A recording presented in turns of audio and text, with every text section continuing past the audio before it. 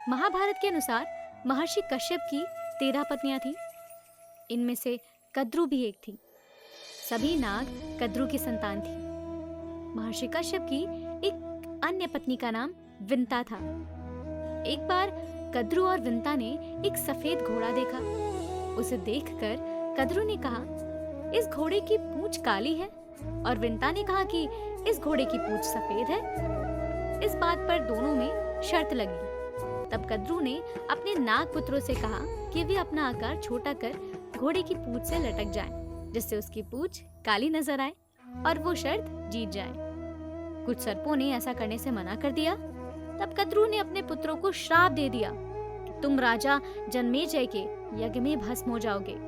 श्राप की बात सुनकर सांप अपनी माता के कहे अनुसार उस सफेद घोड़े की पूंछ से लिपट गए, जिससे उस घोड़े की पूंछ काली दिखाई देने लगी। शर्त हारने के कारण विंता कद्रु की दासी बन गई। जब गरुण को पता चला कि उनकी माँ दासी बन गई है, तो उन्होंने कद्रु और उनके सर्प पुत्रों से पूछा, तुम्हें मैं कौन सी वस्तु लाकर दूं जिससे कि मेरी माता तुम्हारे इस दायित्व से मुक्त हो जाए। तब सर्पों ने कहा कि तुम हमें स्वर्ग से अमृत लाकर दोगे तो तुम्हारी माता दासत्व से मुक्त हो जाएंगी। अपने पराक्रम से गरुण स्वर्ग से अमृत कलश ले आए और उसे कुशा यानी एक प्रकार की धारदार घास पर रख दिया।